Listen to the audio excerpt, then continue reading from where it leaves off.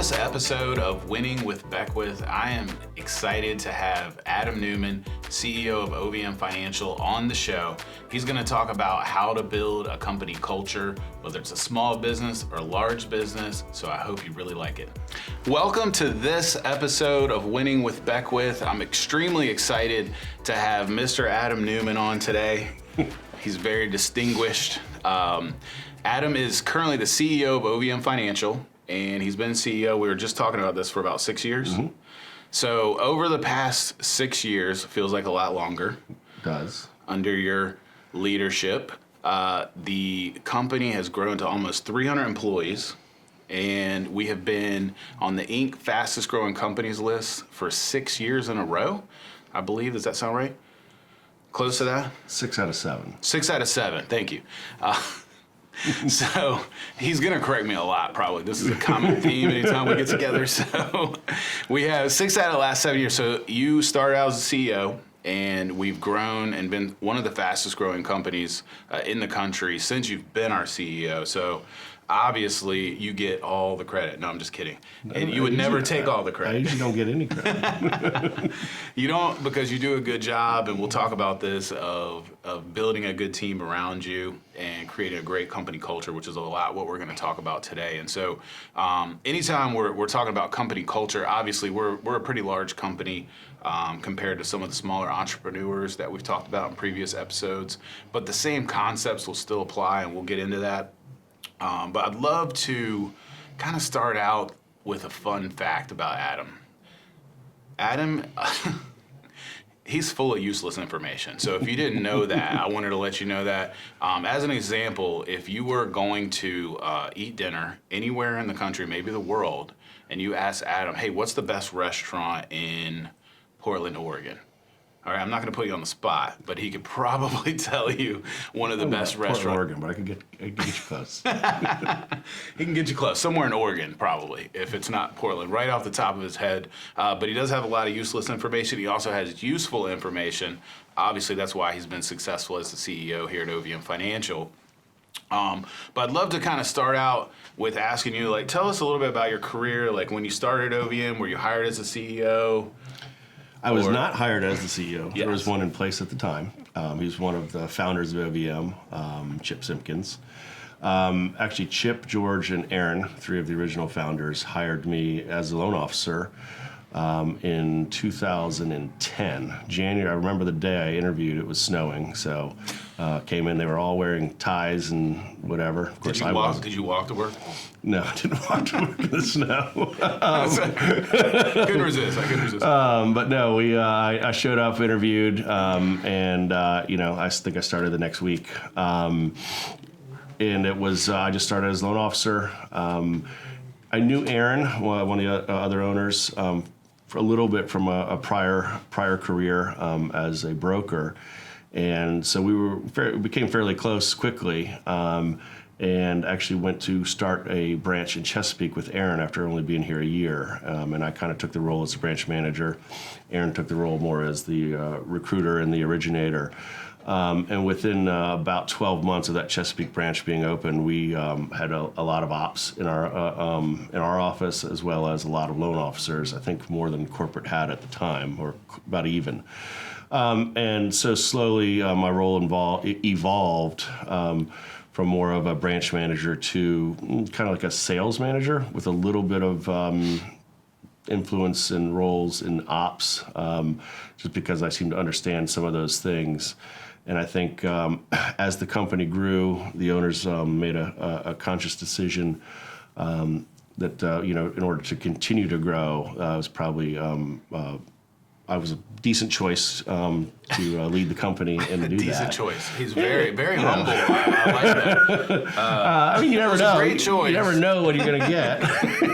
That's true. I can just tell you from my experience, so watching the company grow, Adam's definitely had a huge impact on the company, and he's not going to take credit, which is what a true leader does. He doesn't take credit for that. But, when we talk about watching the company grow, do you remember how many employees we had when you took over as CEO? Just rough, because I know you have all that information up there. So. Roughly around 60 or 65, I think, is what we had. And in that, we've grown a couple different ways as I've been CEO in just 6 years, and we've tried a couple of things. And I think our current path we're on right now, which has been about a 24 to 30 month path, is the correct way to do it through more of a organic referral-based growth, where we've really gone out and tried to invest and reinvest and cultivate what we already have here, our current talent, and use their sphere of influence and their people in the business that they know to attract their friends and their talent. And it creates a like-minded, we're recruiting similar people, and it really creates a cohesive environment here that I think does well. It really does. And so what is, and we're going to get into the nuts and bolts of the culture here and some of the things we have. But before we do that, I just want to know, like, what's something that I don't know about you, or somebody, like, unless you're Lucy Newman, or that's his wife, somebody close to Adam. I mean, you may know this about me, but I mean, I guess what surprises most people is I do most of the cooking at home, or actually all the cooking at home. But it's just something that I enjoy doing. The folks here are filming us. They've been to my house. They know that my kitchen is stocked with pots, pans, and anything you need to cook. It's in there. So I enjoy it. I can cook a range of things. Try to try new things all the time, and so it's just something I like to do. Yeah, I actually knew that. But most people wouldn't know that. That's good. So we talked about a little bit about the tremendous growth really over the years, and the way you've been approaching it as the leader of the company. One of the things that I think has kind of separated us from other companies and competition is our company culture. And that's really the main reason I wanted to have you on, is to talk about a company culture. And it's much more difficult to have a company culture in a larger company. I would say not impossible, and we've shown that we could do that over the years. But no matter what company size you are, I mean, having a good culture, having a good team around you where people enjoy coming to work, I think is key. So how would you describe our company culture right now at OVM? I think what I would say is one of the first things that I thought was needed when I took over was to have a place that everybody enjoyed to come to, not necessarily to do their job, but actually enjoyed to come to. And that may sound counterproductive, but creating an environment of, I don't know, just a place where you were comfortable. And, so when you're comfortable here and you like the people you're with, I believe everyone's more productive, and actually we get more out of them. And if that means spending some more money on the employees themselves through compensation, or that means doing some events, doing lunches, feeding them, providing some T-shirts or whatever it is, I think people are motivated in different ways, and it's not always about dollars and cents. It's not always about whatever, but you've got to create an environment where everybody is catered to. And when you do that, I think you've got employees that are willing to work a little bit harder for you. You've got employees that enjoy coming to work, and it creates a atmosphere that others want to come work for you, which enables the growth. Yeah. Okay. That's a wrap, guys. That's pretty much all you needed to know about company culture in one sentence. So, no, I'm kidding, but that was so much in there that I want to try to unpack a little bit of that individually. You said a lot of keys in there, and so one thing that you talked about was treating your team well. Mm-hmm. And so you talked about compensation, obviously, but that wasn't everything. No, and it's never everything. You mentioned making the team feel comfortable when they come into the office, and so. Get a little bit more specific for us. Like, what do you mean? What do you provide that makes them feel more comfortable? It's gone everything from how our offices used to appear from appearance, with more of the darker tones and old school bank furniture and bank, art on the wall, to more of a modern, clean, white, open area. A little more light, a lot of light. A little more freedom amongst the people, whether it's a ping pong table here, free snacks and back in the ops or whatever it is. It's just in an open, areas, just a pleasant place to come into. You're not going to be stuck in a dark, stingy closet like I was when I first started. And that was it's just that's what was there. And I think it was important to open that up. And we were growing at a time when I guess all these .com places and stuff were also growing. You see, you got to attract talent. I'm not saying we're competing with talent from Google, but we were certainly competing with talent locally. Other mortgage companies were doing some similar stuff as far as creating better work environments, and I think it was necessary for us to not only keep up with them, but maybe excel and do better than they did, so that when people were looking for a job, they looked here first. Yeah, and I think that's proven to be true. We have a great team at OVM. I mean, really, from top to bottom in every department, from new to old. And so one thing I wanted to ask you as you were saying that, one thing I was thinking about is how do you let people have freedom and let people have fun, basically, and feel comfortable at work, and at the same time hold them accountable to their job? Because I think that sometimes is a struggle, because we all want our team to have fun and be comfortable, but how do you balance that with the accountability piece? And you've got to trust your managers. You got to trust the people you have, and who the rules that they kind of apply in the different departments. Each department can be managed a little bit differently, and each individual can be managed a little differently. But if you've got the right people making those decisions, they know who they can allow a little bit more flexibility with. They know who they've got to be a little more strict with. And at the end of the day, if it's done and everyone's kind of treated fairly, it works well. Yeah. And I think that's just what we're looking for. Yeah, definitely. And so you mentioned the leaders and the managers that you have. And so, as small business owners, as you're growing your business, we talk a lot about this on the podcast, and is hiring great leaders and trusting your leaders.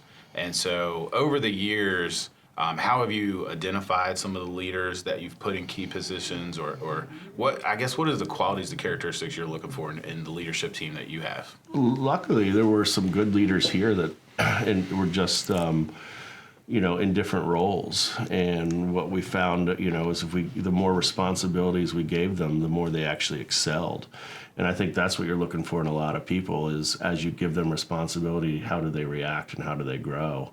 And when you get the positive response, then those are the ones you want to reward quickly and elevate to a different position. And that's where you're going to find it. And they're then able to do the same with the people underneath them, and they treat them the way that they were treated, and it creates a much better level of growth and a level of retention. One of the things we're most proud of is not only our ability to recruit, but our ability to retain. Yeah. And our ops staff, although we have a lot of new folks here, that's because we've grown, but we haven't lost a lot of the old folks too. We have a lot of the ones that are here before even I was here. Yeah. One thing that you mentioned in that the sentence where we could have just wrapped up, it was a couple sentences, but one thing you mentioned was having fun. Mm-hmm. And so what are some of the things that you've kind of led the charge on here at OVM that helps everybody have a little bit of fun while they're at work? Well, we try to have fun as often as we can. We do try to do like a group lunch at least twice a month. Yeah. Whether that's a food truck or when the weather's a little colder in here in the office. During those, we'll do raffles and give away stuff, and I think that just creates a little bit of liveliness. We try to do some stuff outside of work. Last 18, 24 months with COVID, that's been a little more difficult of a task. So we've done some things where we've sent some prizes, or not prizes, some things to people that are working from home, some care packages, things like that. We've always had a fairly decent charitable arm where we try to do outside events, and some of our outside events are through charities, where we have golf tournaments or charity parties where we're not only raising money but getting the employees involved. Yeah. We just recently, every Columbus Day was a work day or a volunteer day, impact day, I think is what marketing likes to call it, where we bring in, whether it's Rock Solid in the past or this past year, Mercy Drops, where we get involved in the community. And we get 50 to 60% participation with our employees, where they don't have to work that day; they just have to volunteer, and it's great. I mean, those are the types of things, though, they remember. They're rewarding in and of itself outside of work, but through work. So it's just another, some of the other stuff we do that I think cultivates and adds up to being a fun environment to work here. Yeah, and I think one of the things that we've done well here, and you've been the leader in this, is sharing in the success and celebrating the wins as a company and as a team. And so one thing we always did is have a pretty big party at the beginning of the year celebrating the previous year. Mm-hmm. And so last year with COVID, we weren't able to get everybody together. And I thought you and the leadership team underneath you came up with a great idea to kind of get everybody involved. And I think every business owner now has had to think outside the box with some of the restrictions and guidelines in place. But could you tell the audience a little bit about what you were able to pull off and how, in my opinion, I thought it went great and how the company reacted to that? We had a virtual award show that actually went better than some of our in-person award shows. It went pretty good. But we really knew that if we were going to do it virtually, there were certain things you couldn't do the normal way. So we actually had to prepare a little bit more for it and have some more in-depth slides. And our marketing team here at OBM and some of the other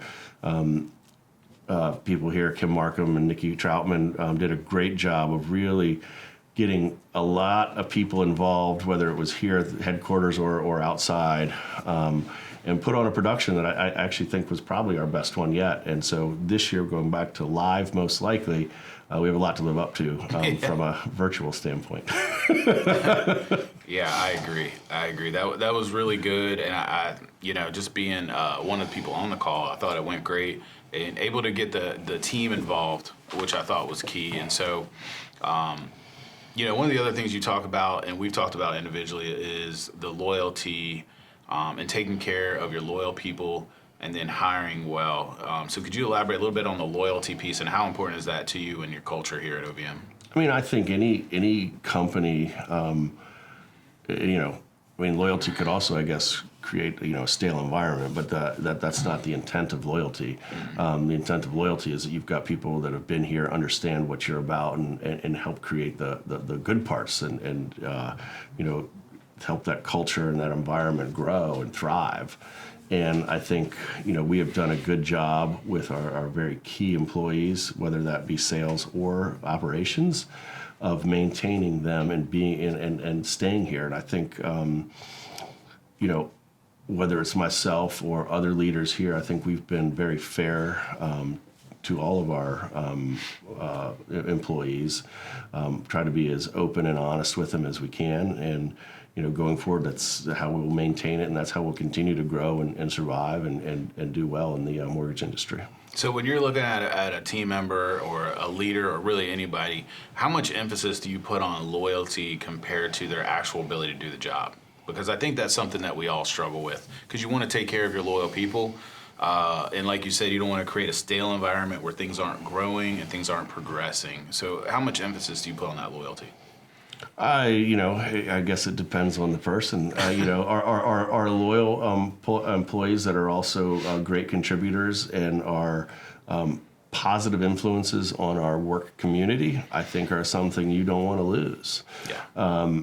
We have some employees that have been around a long time and may not be as a positive influence on the whole work environment. And those, I'm not saying we want to lose anybody, but you can sometimes take a risk there or not. But it's always about people that do their job and enjoy coming to work, and the people around them enjoy them being at work, are the ones you can't live without. And you've got to recognize that and be willing to do anything to keep them.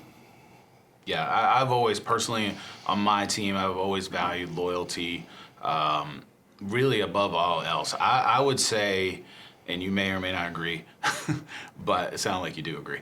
But for me, I would take a loyal person. If I had two people that are same ability, or not same, if my loyal person's a little bit worse at their actual job than a non-loyal person. And so I'm taking the loyal person all day long, because I feel like as a leader, you can mold and you can create what you're looking for to get them up to that level. And so obviously you need people around you and leaders around you that are also going to share the same vision and the same goals that you have. And so we talked a lot on previous podcasts about making sure that they're all like-minded, that they want your company to win at the end of the day. And so for you, obviously, and us, they want OVM to win at the end of the day. That's what loyalty is. You looking out for the company, you're looking out for the bottom line. When we're not around, are you supporting the company? And I think when you have those people around you, it just makes it a lot easier. So as a business owner, whatever business you're in,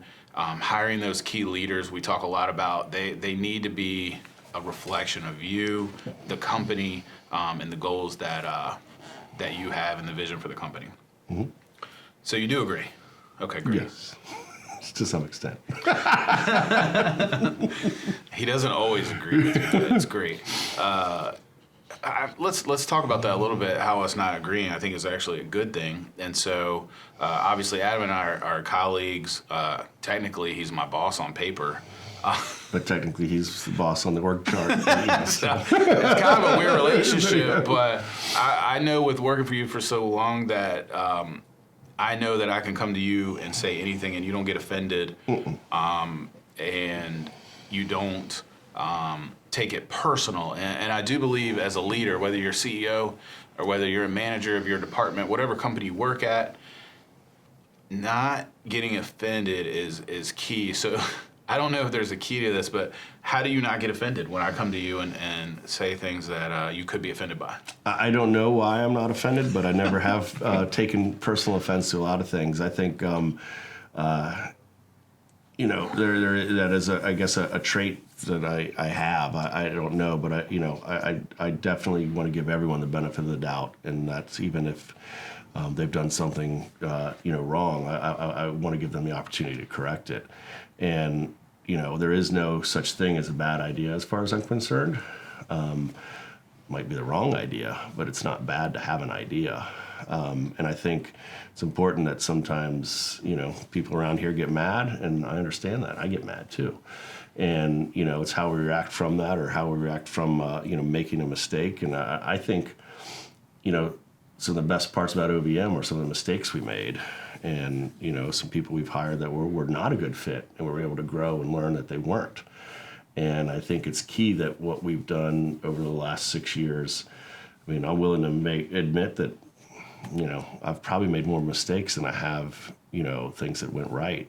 But the things that went right are because we made those mistakes and learned from them. And if we didn't do that, we wouldn't be where we were, or wouldn't be where we're headed. So I think that's where I would go with that. Yeah, I think the key there is humbleness as a leader, as a business owner, like just being humble to be able to take criticism and not taking it personal. I definitely think that's a gift that you have. But really, every business owner, we all have to work on that. If that's not something you're naturally gifted at, is to really just kind of take a step back, because even if it's something that you don't think you did wrong or the company did wrong, you still need to look at it, like you say, is like there could be something in there. No idea is a bad idea, and no criticism is necessarily wrong. It doesn't mean you do everything right, because you probably get a lot of ideas, from some of the other owners that you don't do. All the good ideas typically come from me, but I'm just kidding. That was not humble. Totally kidding. So we talked a little bit about the loyalty and how important that is. One thing I think you do great, and our team does great, and it's not just you, obviously, but creating opportunities for the leadership to have input in some of the major decisions. And so tell us how that's kind of happened over the years and how that goes. I'm going to step away from that for a little bit and just say that there is one unique part of my job, and Matt's kind of mentioned it with some jokes over here, is that I am not an owner, and he is, and there are 3 other owners. And each one of them, as Matt just kind of mentioned, has a very unique perspective on how things should sometimes be run. And I think part of what Matt was saying in our last statement is, how do I determine which piece of each one of their ideas to take and use going forward. And that is a difficult decision. They all own different percentages too. I can't say I'm going to take 50% of one because they own 50% of the company.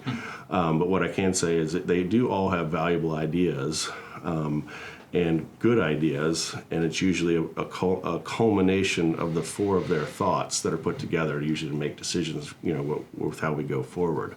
And they may not always get what they want, but they've learned that if we kind of take each of their inputs along with the leaders of the company, we're going to usually come to the right decision. And I think that's something that I think, is a little unique to this the setup we have here. Very unique, actually. So basically, he takes all of our ideas and somehow convinces us that it was our idea and that it's our idea, and then makes it work. It is actually very unique.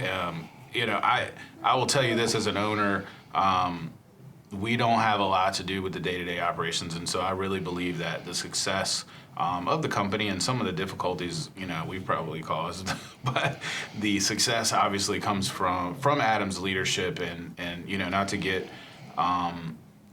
too emotional here, but we appreciate you. Thank you, man. He has threatened us physically before, Occasionally. which helps that he probably could,